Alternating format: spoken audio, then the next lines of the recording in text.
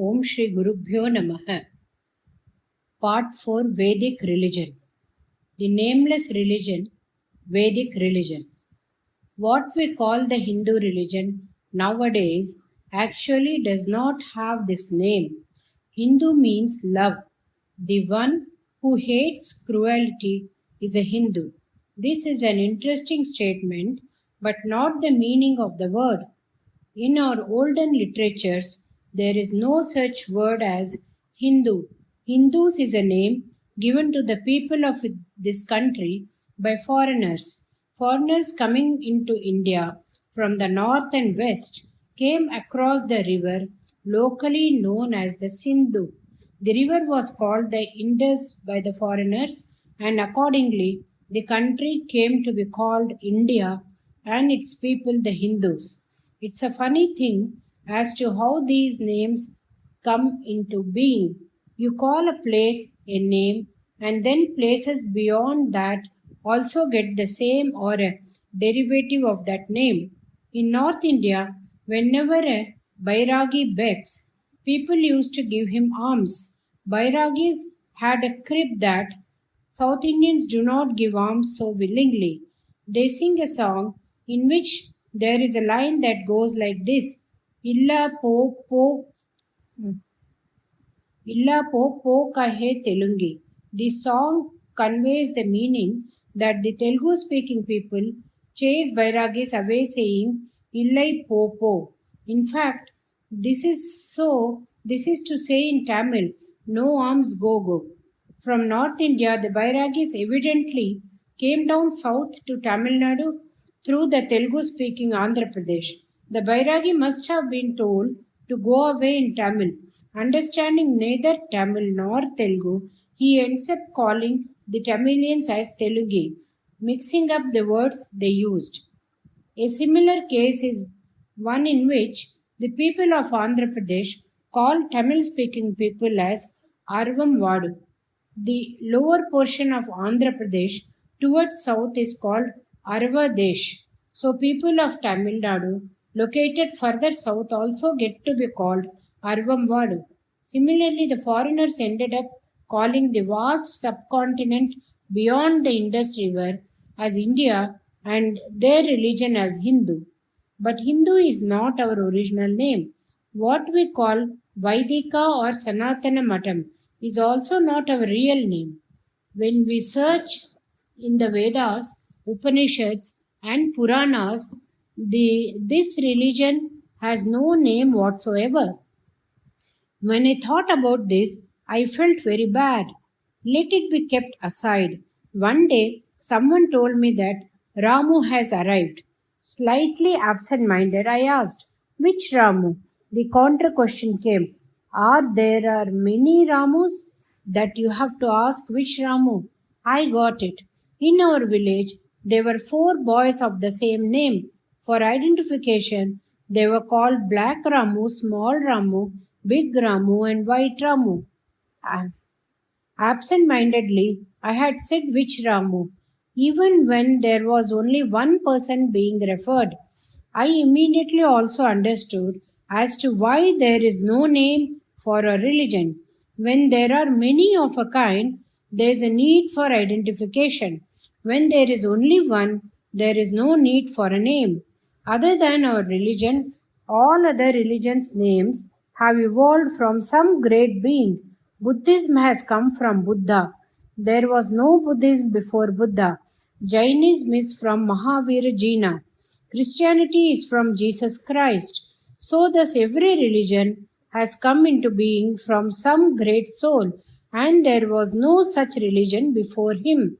Before the evolution of any such religion, our religion was there. No one man created this religion. Before the advent of any other religion, this was spread all over the globe. Since there was no other religion, it had no name. There was no need to name it. I was not feeling bad anymore, and I had more respect for my own religion. Okay, let us accept it to be the oldest of religions. But the question arises as to who is the original founder of this religion. It has been impossible to find out as to who could have been the original founder of this nameless religion. However, much one may search if you ask the question as to whether we should call Vedavyasa, who organized the Vedas into 4 parts and wrote the Brahma Sutra, or Sri Krishna, who gave Bhagavad Gita, or someone like that. The answer promptly comes to mind that they are all talking about or quoting Vedas already existing prior to them. Then, if we try to identify the great sages or Brahma Rishis who were the first ever quoting the Veda mantras, again we come to knots. The Rishis invariably, emphatically have said that they are not the authors of those mantras. When we chant each mantra, we touch the head with a particular Rishi's name, but they say that they are only those to whom the mantra was revealed. The mantras were made available through them and not composed by them. When we subdued our minds and sat in meditation, the mantras were seen by us in the Akasha. We are only seers of the mantras and not creators, as they call themselves as mantra drishtas and not mantra kartas. All sounds are organized in space only. The sight evolves out of that. Modern science says that the universe is created by vibrations in space. By the power of their tapasya, the rishis saw the mantras and their sounds in space. But the mantras are not their creations. The mantras are apaurishayam. That means not man-made. The Vedas are divine breaths. The rishis found them and gave them to the world. When we get to know this, the regret that our religion is nameless becomes a matter of pride and pleasure. We will feel happy that we are here to a religion which has the divine breath as the Vedas, from which the rest of the religion has evolved. The religion that covered the whole world. This religion, that's called the Hindu religion, was once the only religion throughout the world. There was no need to name it, since it was the only religion. That is why there is no such name available in any of the basic root literature books of this religion. This is my humble opinion. When we look into the archaeological finds of many other nations, we find many evidences connected to our Vedas. For example, archaeologists have discovered in Egypt evidence of an agreement between 2 kings wherein it is said that it is made as witnessed by Varuna and Mitra. The document is dated to about 1300 years before Christ's birth. Mitra and Varuna are the sun and rain gods of our religion. Ramses as a royal name seems to be evolved from Rama. In the cities of Madagascar, the write-ups seem to be based on the Sanskrit language up to 75%. In the southern hemisphere of the globe too, such evidences are found. In Mexico, during Navaratri in September and October, there is a festival conducted which is called Rama Sita. There, many Pillayar statues have been unearthed. Before Spain was run over by invaders, the natives were known as Aztecs. This is derived from a Sanskrit word Aztigar, meaning those who believe in God.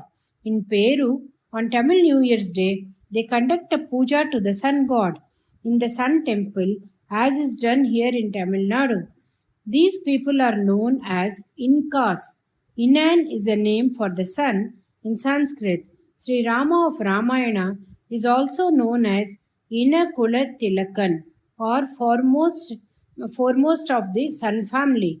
I saw a book written by Spencer and Killen by the name Native Tribes of Central Australia, in which was depicted the Aborigines dancing naked. Pages 128 and 129 contained photos under which it was written Shiva dance. I noticed carefully that everyone in the photograph had a third eye drawn in the center of their forehead between the eyebrows, as Shiva is depicted in our mythology.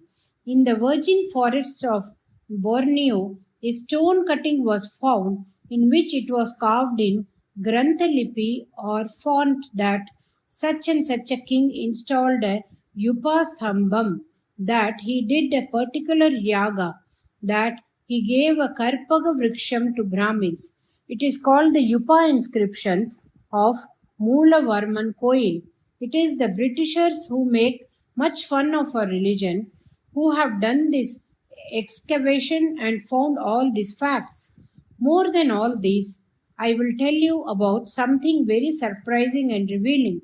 The sons of the king Sagara, having lost the horse meant for yaga, went in search of the animal. They dug the earth. The vast digging became filled with water and was called Sagara or the ocean. Finally, they found the horse tied to a tree in Kapila Rishi's ashrama. Thinking him to be the thief, they pestered him. By one look, he burnt them to ashes. This is a story in Ramayana. The equinox of India is the Americas, that can be taken as Patala, to which Sagara's sons dug the earth and reached Kapila Aranyam, that could be called California. On its side are the Horse Island and Ash Island. Another idea strikes me. They say that the Sahara Desert was once an ocean. Could be Sagara became Sahara. Like this, the indications are plenty that this religion was spread all over the world. These researchers say that some people went from here to other countries and that others came from other countries here and that a lot of exchanges took place. To me, it seems that in the olden times, prior to known history, all over the world was one religion.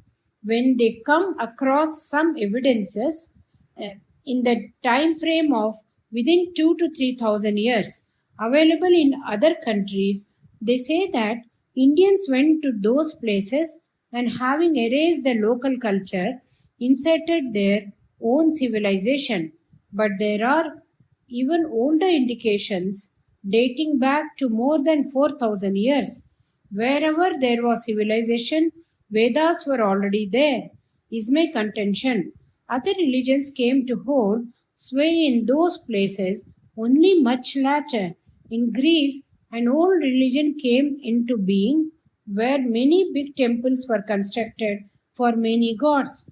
There also Vedic influence is plenty. Before Christ in the Semitic Hebrew religions,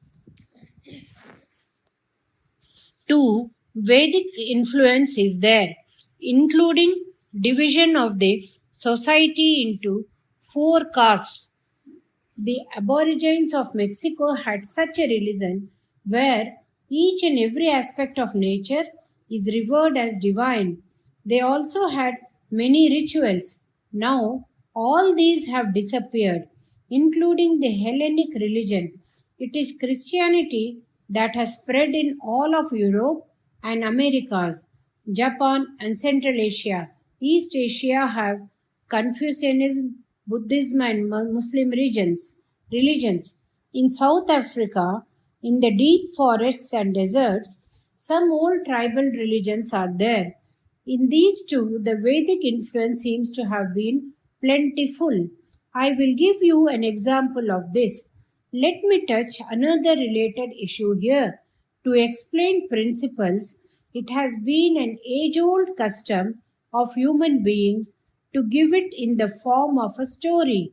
It is better understood by the common man then. Either make it a story or make it a ritual. Then the symbolic enables understanding. All rituals are symbolic. I am not saying that all Puranas are only symbolic. Ramayana and Mahabharata are real events only, but stories make principles and concepts easily absorbed.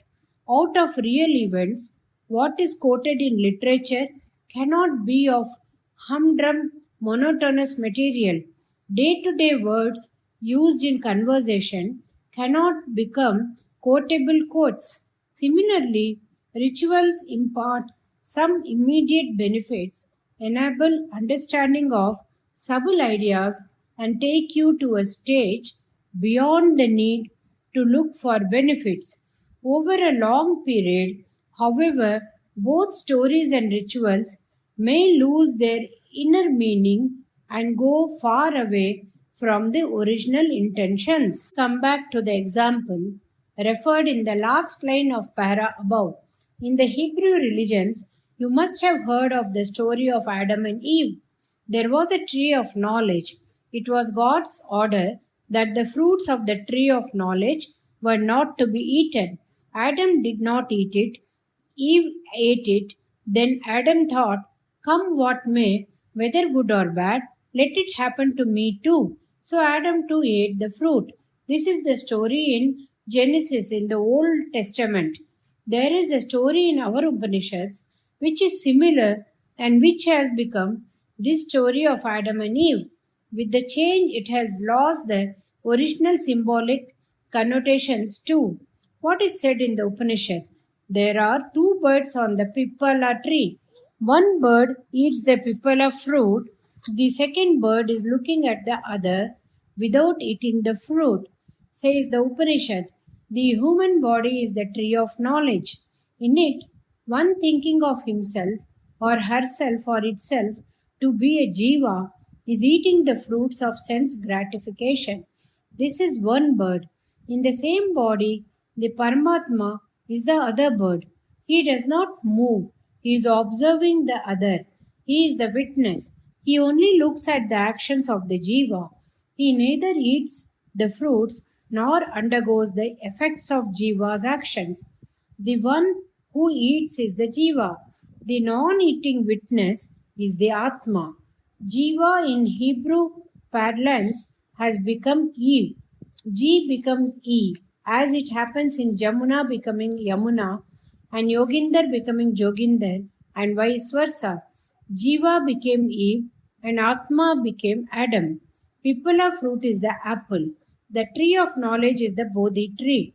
Remember that Buddha got his Jnanam under a Bodhi vriksha or tree. Even before Buddha, the Arasamaram of Tamil Nadu is known as Bodhi tree.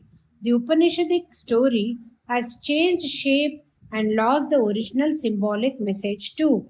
The Atma, which is not subject to sense gratifications, as Adam is depicted as having eaten the fruit in the story of the Bible. While the Bodhi tree is symbolic of awareness, the subjective sense of involvement has been termed the tree of knowledge. Don't you think that there is enough evidence here that all over the world there was only this one nameless religion? Okay, I think I will have to give you yet another example to prove the point that despite all the wear and tear of time and space, the original will somehow out itself. Our Tirupavai and Tiruvambavai are not as old as the Vedas. They are supposed to have originated within the past 1500 years or so. Andal and Manika Vasagar are anyhow people of much later times than the Vedas and Itihasas.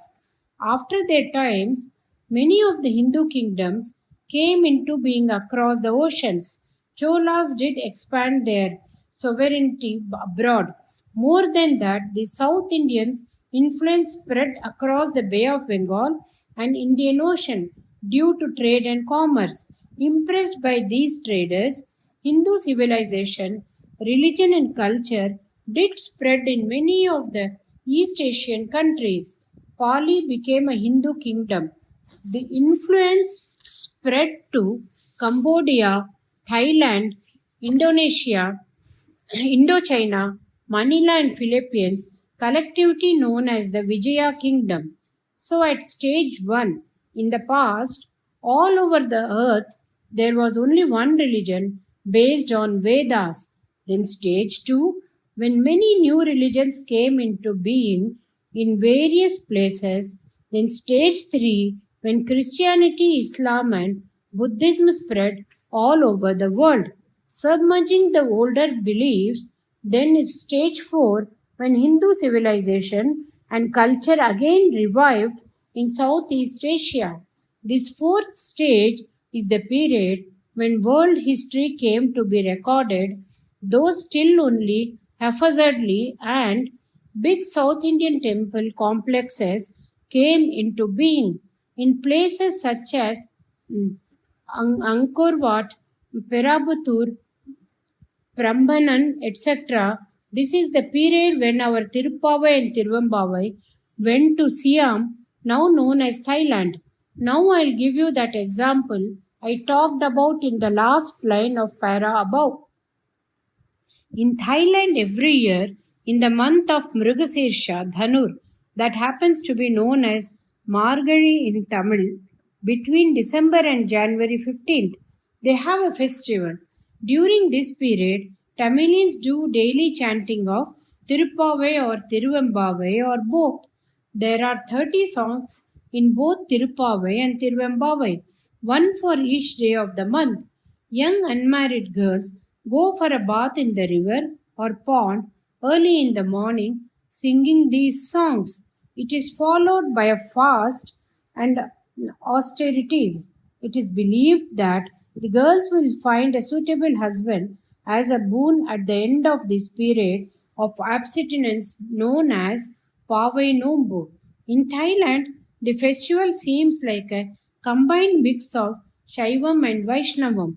What they do is Dolotsavam, in which the gods are depicted to swing in an unjal, which is a Vaishnavite tradition.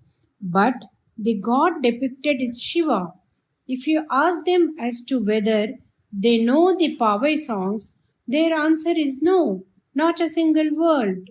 Then why am I connecting this to the festival in South India? Because this festival is known as Triyambavai Tripavai, which sounds very close to their names in Tamil.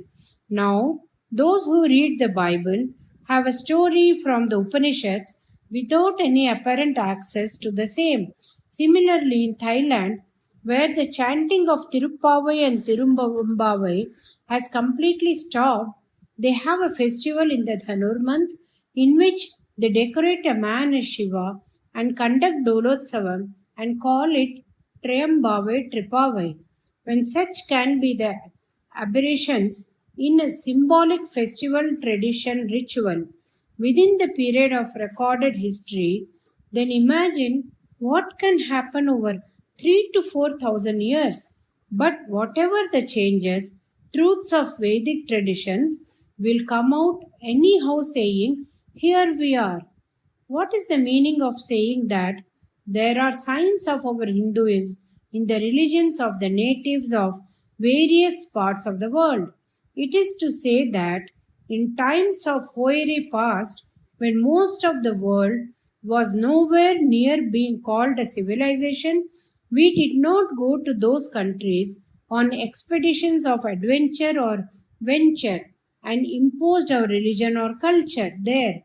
In the whole world, all over the globe, it must have been Vedamatam only, a religion without a name. Then they progressed or regressed into local set of beliefs and traditions, wherein religions as Christianity, Islam, and Buddhism came into being. Chapter 3, the special characteristics of our religion. There are some concepts of our religion not to be found in other religions. One of them is the theory of karma. Buddhism and Samanam, having evolved out of Hinduism, incorporate this story and others do not. What is karma theory? For every action, there is a reaction. Modern physics calls it the theory of cause and effect. It says that For every action, there is an equal and opposite reaction. The same principle has been applied to human life also by our ancestors. In the universe are contained both inanimate and animate worlds, that are things with life and things seemingly without life. The rules, regulations, and restrictions, that is, dharma in one word, applicable to one part should equally be applicable to the other parts too. Karma theory says that for every one of man's actions, there has to be good or bad effects. If he sins, he has to undergo the punishment, and for a noble act, the good effects will reach him, says our religion. He gets many lives so as to reap the effects of his actions, both good and bad.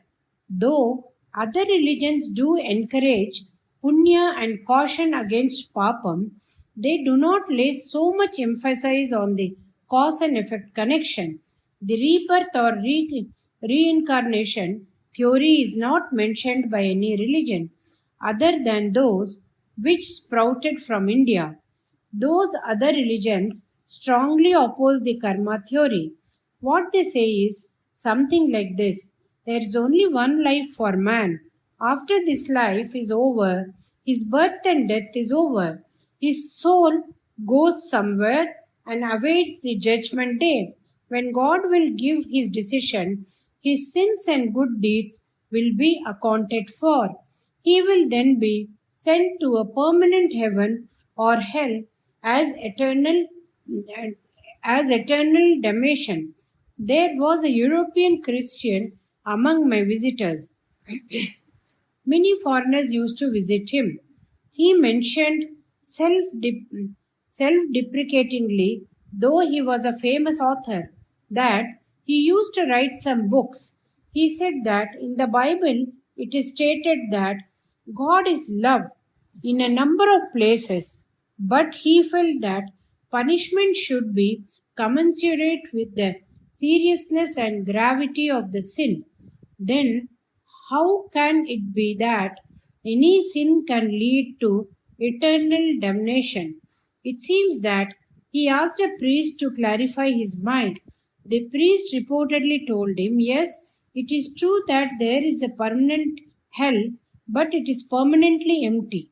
If you think deeply, neither can we accept eternal damnation nor that hell can be permanently empty. If God, because he is love, does not send a sinner to hell as per their philosophy, where else can the sinner's soul be sent? Since, as per their beliefs, there can be no rebirth, the soul cannot be sent to earth either. So he has to be sent to heaven. So it means that in this world, do what you want, any sin or whatever, anyhow, God will send us to heaven. Then there will be no need for morality. As per our religion too, God keeps track of our good and bad actions, and he is the giver of effect for our actions. He is also love personified. So what does he do? So as to experience the good and bad effects of our actions. He gives us another life. We are born again. This repeated giving of life is out of his ineffable love. This is so that we not only undergo the good and bad effects, but also have the chance to mend our ways, even in hell or not somewhere else, but here in this world in our minds. Since we have done a mix of good and bad actions, we undergo a mixed series of effects. If we have done a lot of bad actions in the past, we suffer more. Those who have done a lot of good actions get that many opportunities to enjoy. The majority of people are those who have a mixed effect bag.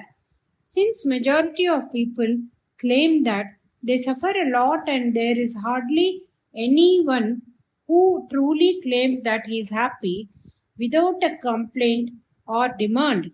We can infer that we all must have done more sins than good deeds. It means that God, out of His love, gives the man who thinks of himself as a separate entity an opportunity to wash off his past sins. He also facilitates the man by providing a suitable teacher or guru, shastras and kshetras at the right time in his life to be able to turn the corner. In other words, man is facilitated to give full play to his free will. Thereby, man can raise himself to the highest level when man's free will and fate and God's grace become one. God gives man the opportunity to grow out of his animalism to humanness to divinity. Is not this better than God's thinking that this man is beyond redemption, totally good for nothing? So, out of His grace, God puts man in heaven despite his sins. Contrary to this, it is true that when man comes to the understanding that after all is said and done, it is best to surrender to God. God lifts him up in one go to the highest level. Till man has some belief in human effort, God should give man yet another chance. God putting trust in man's capacity to grow and learn seems more graceful than God's belief in man's utter helplessness. The statement by that priest that out of God's love, the permanent hell is permanently empty is a one man's view. We cannot think it to be a conceptual tenet of the religions which believe in one life only theory. For the good and bad actions of the one life, the soul is sent to heaven or hell, is their general belief. Since we all end up being more bad than good, we are more likely to be consigned to hell. The day of judgment has been given a dreadful name, doomsday. To me, it sounds rather a poorer understanding and opinion of God's grace. More than one life. I am reminded of an incident about the rebirth reincarnation theory. A Western lady visited me and asked me to clarify some doubts about rebirth. She asked for some proof. I did not argue with her. There was an English speaking Pandit in the camp. I asked him to accompany the lady to the nearest hospital which cares for mothers and babies. I asked them to collect data about newborn babies and bring the data to me. She came back with all the collected information. She had come across babies which were very healthy, puny, beautiful, ugly, lying in the corridor, born in an AC room, and so on. My purpose was served. I told her, forget about God sending you to heaven or hell at the end of one's life. That is all not known to us. Now, you saw the start of many lives. Can you give me the logic of so many differences at the very start of one's life? I quote healthy, puny, beautiful, ugly, lying in the corridor, born in an AC room, and so on. If we are to believe and accept your religion's one life only theory, why are so many differences to start with? If that one life can and does start with so much of handicaps and favoritism, then it reflects poorly on your understanding of God's grace, intelligence, and impartiality. Then how to believe in that God? How to be devoted to Him? It is not His mistake. It is in your understanding where the mistake is. The only resource is to believe that the new life is formed based on the merits, demerits of the past life. She went away happily, quite satisfied. But for the modern man, such explanations are not enough. They will ask for scientific proof. From that angle, too, Nowadays, parapsychologists, after much research and analysis, quote many instances eh, the world the world over in support of the rebirth theory. Many persons talk about persons they have met in some far corner of the globe without any apparent chance of having met them in this present life. The parapsychologists have visited them and checked the veracity of their claims by visiting the places and people referred. Not one or two rare cases, but many. They are flabbergasted by the accuracy of the claims. The only uh, plausible explanation is that these people are able to remember or recall the experiences of their past life. Generally, they are people who have not had a peaceful natural death in their previous life. They had been either murdered or died in accidents, say the parapsychologists, and are born again with residual memories and past lives. Then there are the cases of children born with a wealth of knowledge of arts or science to which they couldn't have any exposure to in the present life at all. Avatara or incarnation. This is another belief prevalent in Hinduism, not available in any other religion. That is, similar to rebirth of man, we believe in God's incarnation. Sat Vastu, the true and real stuff, is one only.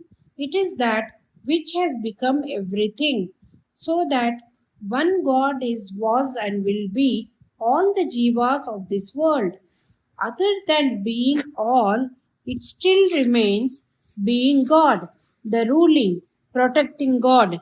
Ishvara means the ruling protector. Ishvara is not bound by karma. Man is born to undergo the rules of karma, that is the effect of past actions. God does not have to be born to offset karma effects, as he is not subject to the karma. But in new and yet newer lives, man, instead of washing off his sins, covers himself in the mire of further sins. To lift man from the mire, God, out of his ineffable love, comes into the world in some human form, and that's called avatara. He does so many times whenever adharma becomes more dominant and the dharma is on the wane to destroy the sinful propensities and re-establish dharma, to save the sadhus, that is, those already on the path of recovery, and teach the dushtas, that is, those villains on the path of wrong. God comes down to the earth as an avatara. In Bhagavad Gita, Sri Krishna Paramatma says, Yada yada hi dharmasya glanir bhavati bharata abhyuthanam dharmasya tadatmanam sujamyaham. Sri Krishna is telling Arjuna in the above shloka, whenever there is decline of righteousness and rise of unrighteousness, then I manifest and say, situate myself. At one stage is that the entire universe is God, that is not a stage which can easily be absorbed by our minds. Next is the stage in which, as he says in Vibhuti Yoga in Bhagavad Gita, to see God in all things wonderful, astounding and great in thought, literature, art, music, power, might, beauty, delicacy, hardness, toughness, sweetness, capability, and so on. To lift man to greater and greater abilities are born acharyas, savants, rishis, mahatmas, jnanis, yogis, and devotees. Another stage is one in which he himself comes down as one amongst us. What is beyond the beyond comes down as a human being so as to re-establish dharma. That is avatara. Proponents of Shaiva Siddhanta do not agree to the idea of avatara of Shiva. If we say that Adi Shankara is Ishvara Avatara and Tirugyana Sambandar is Muruga Avatara. Shaiva Siddhantis do not agree. To be born as a human, one has to endure life in the uterus as a fetus and then be in fleshly body. This is all unacceptable to their idea of God. For Advaitins, there is no such problem. For them, God is the whole world, which includes all men and women and their bodies too. So, they have no objections to Ishvara Avatara. At the conceptual level, Vaishnavites and Saivites have a lot of areas of agreement, despite Vaishnavites not agreeing to the idea that Jivatma and Paramatma are essentially one. When it comes to the idea of avatara, the 10 avatars of Mahavishnu are accepted by all because it is believed that Bhagavan can demean himself to any lower level out of his infinite love, knowing fully well inwardly that he is God outwardly. He can play act as a man. By this, he sets an example to show man as to how man could inwardly think no end to him and outwardly be humble. So, in total, it can be said that the Hindu believes in the concept of avatara. This is the third point that sets the religion apart from another religion. Vigraha Aradhana, idol worship and multiple gods. God is one, nameless and formless also, comes as many with different names and forms, is a concept special to the Hindu religion. But the criticism that we believe in many gods is baseless and completely wrong. The one God being prayed to in many forms is not taking them to the many gods. In the same vein, when the Hindus does idol worship, he does not think that only his idol is God. God, who is everywhere, is considered to be for a short period present in an idol for that particular devotee. This could be an idol in a temple or a statue or a formless piece of stone or even a spoonful or heap of turmeric powder. When the Hindu sees God in all of God's creations of animate and inanimate things, he is entitled to see the God in an idol too. His is an all inclusive belief and not an exclusive idea. What the Hindu uses as a convenience becomes a laughing matter to others. To laugh at these noble ideas, having given it names as polytheism and idol worship shows lack of understanding, intolerance and ignorance, and lack of broad mindedness. One of the most important concepts of Hinduism is the belief that every man is entitled to his beliefs. This can be said in a different way. Hinduism is the only religion which does not say that if you want to improve yourself to the ultimate, we only can provide you the means. One of the mantras chanted by everyone who does Sandhya Vandanam daily utters this mantra. Akashat patitam lo toyam yada gacchati sagaram sarvadeva namaskaraha Shri Keshavam prati gacchati. The shloka conveys the meaning that as all the water that falls from the sky goes to the same ocean, all the devotion and worship reaches the same God. We Hindus have that Catholic outlook. So there is no need to convert anybody into Hinduism or for Hindus to be converted to any other religion. That do not follow Jesus Christ will land in hell, believe the Christian.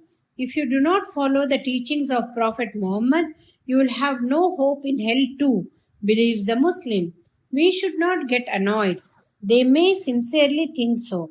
They may sincerely believe that using whatever means for your sake, they should not convert you to their religion. We cannot doubt the sincerity of the Crusaders when they invaded the deserts of Arabia along the banks and across the Mediterranean Sea. To a large extent, Islam spread across Asia by the power of the sword.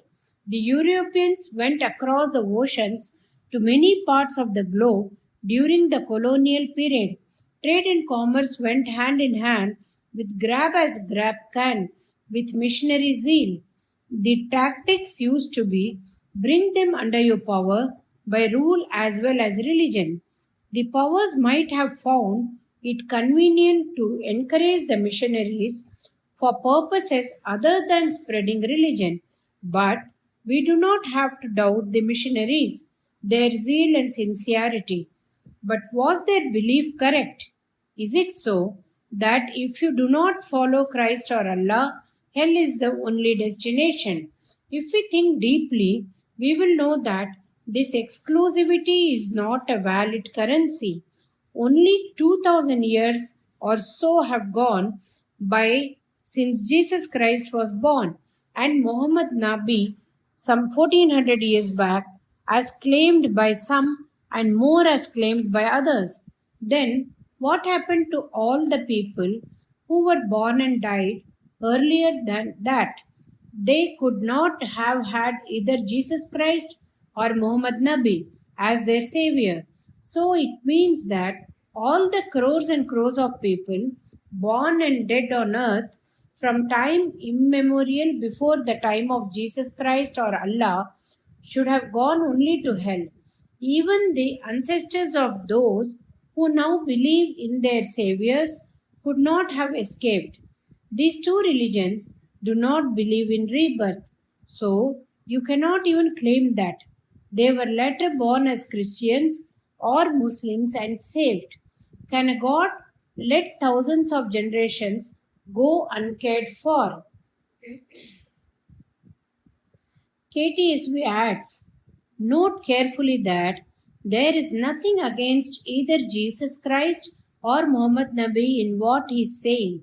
Periwal very clearly brings out the untenable nature of the beliefs of the two religionists.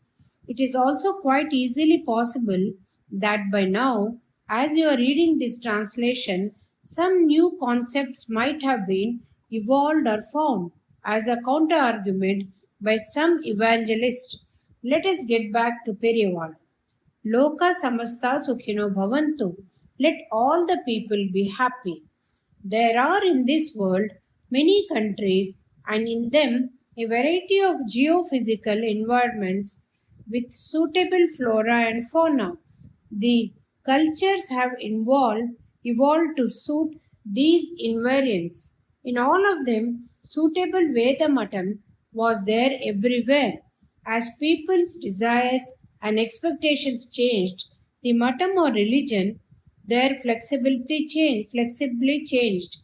That is why in all religions, old and new, some elements of the Vedic culture, symbols, indications remained.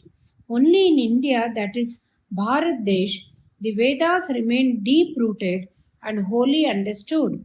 When other religions came to our shores, those were looked upon as suitable to its followers. Live and let live has been the noble perspective of people of this religion always.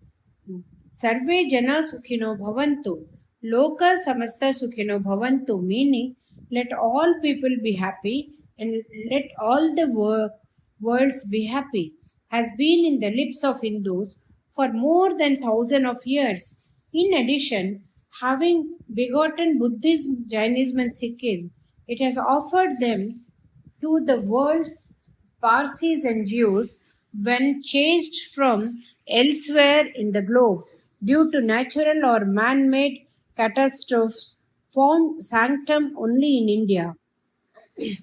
KTSV adds, another point to note here is the fact that Muslims and Christians in India are so influenced by Indian ethos that they are unlike the Muslims and Christians elsewhere in the world. in their tolerance and humanness, having absorbed and inculcated even traces of Indian attitudes, if not beliefs.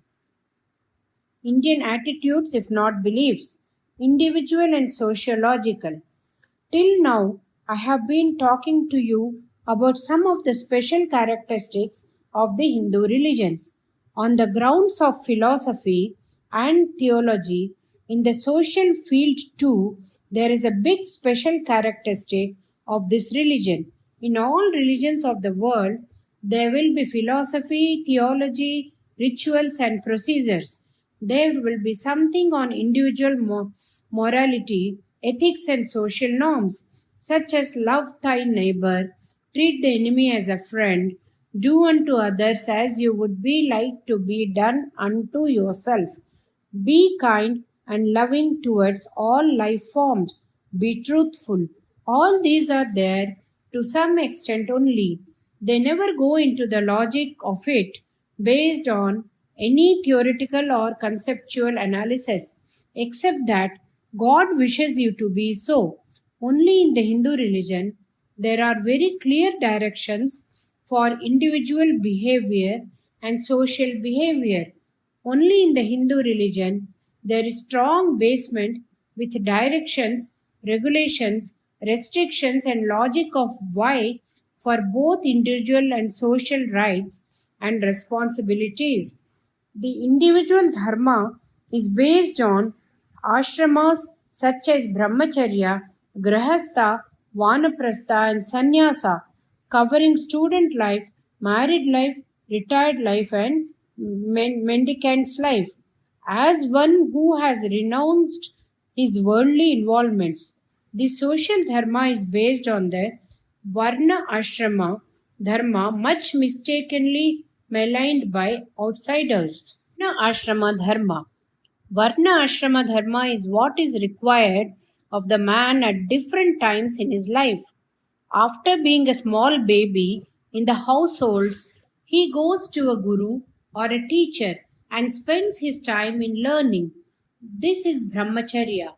After he finishes his education in 12 years, that may extend up to 24 years, he is adopt grahastha. When he gets married to a suitable girl, earns his livelihood, and rears children as a householder. Then he is to leave the house and live in a forest without getting involved in the worldly life. In this period, he is to continue his daily and periodical rituals. This is vanaprastha. Then, leaving everything, he is to live the life of the renounced. This is sannyasa. Varna dharma. This is meant for the whole society. Nowadays, it is subject to much misunderstood and motivated criticism. This is not jadi pirivanai, that is called casteism, like painting with a broad brush. Actually, Varna is not the same as caste. In reality, in Varna, there are only 4 divisions. Castes are many. Within Brahmins, as a Varna, there are many known as Iyer, Iyengar, Rao, Dikshit or Dikshidhar, Sharma, Purohit, and many more. Then there are further divisions among them, such as Smartha, Brahacharanam, Vadama amongst Ayers and Vadagalai, Tenkalai, and so on amongst Iyengars. Within the 4th Varnam, there are Mudaliyar, Pillayar, Reddiyar, and so on. In today's world, there is a plethora of caste, kulam, etc. There are people who say that this Varna Dharma is the biggest shameful aspect of Hindu religion. Contrary to this, in fact, if we analyze it without taking sides, we will know that it is the greatest means and asset for social order. Om Shri Mahapiriva Sharanam.